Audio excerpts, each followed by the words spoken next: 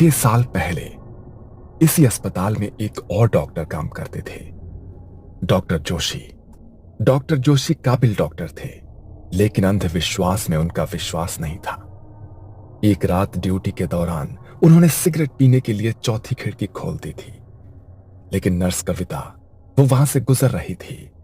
तब उसने वो दृश्य देखा था। वो खिड़की खोलते ही जैसे कुछ धुआं सा अंदर आया और डॉक्टर जोशी वहीं शॉक में खड़े थे। उनके चेहरे पर ऐसा डर था जैसे वो कुछ देख रहे हों जो वहां था ही नहीं। कविता थोड़ी देर के लिए वहां से गई थी, लेकिन जब लौटी तो उसने डॉक्टर जोशी को अजीब अवस्था में देखा।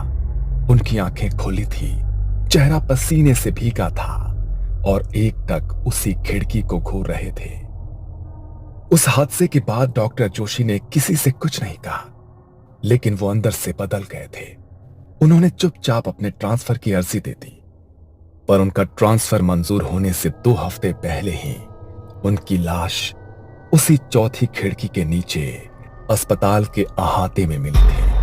आंखें खुली हुई, शरीर में कोई चोट नहीं, लेकिन चेहरा वैसा ही भयभीत जैसा नर्स कविता ने उस रात देखा था। इस हादसे के बाद कविता ने डीन को सारी सच्चाई बताई। 2 हफ्ते पहले की बात है। जोशी सर नाइट शिफ्ट कर रहे थे।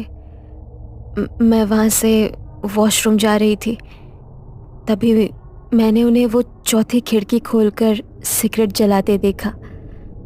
जब मैं वापस लौटी तब जोशी सर ज़मीन पर डरे बैठे थे, पसीने में भीगे, उसी खिड़की के पास देख रहे थे। तभी अस्पताल प्रशासन ने आदेश जारी किया कि शवगृह की चौथी खिड़की हमेशा बंद रहेगी। प्राची अपनी रोज की ड्यूटी करती, रिपोर्ट्स बनाती और समय पर घर लौट जाती। चौथी खिड़की उसके लिए बस एक बंद कोना थी, ना कोई सवाल, ना कोई दिलचस्पी। लेकिन एक दिन पोस्टमार्टम के लिए जगह कम पड़ गई और अनजाने में उसने एक टेबल चौथी खिड़की के सामने रख दी, जिस पर एक ताजा शव रखा गया था। उसे इसका कोई अंदाजा नहीं था कि यह छोटी सी गलती कैसे भयानक रात का दरवाजा खोलने वाली थी। उस रात अमावस्या थी, जब प्राची शवगृह में अकेली ड्यूटी कर रही थी। तभी अचानक लाइटें एक झटके में टिमटिमाने लगी। अचानक लाइट इतने टिमटिम क्यों कर रही है? जनरेटर भी चालू है।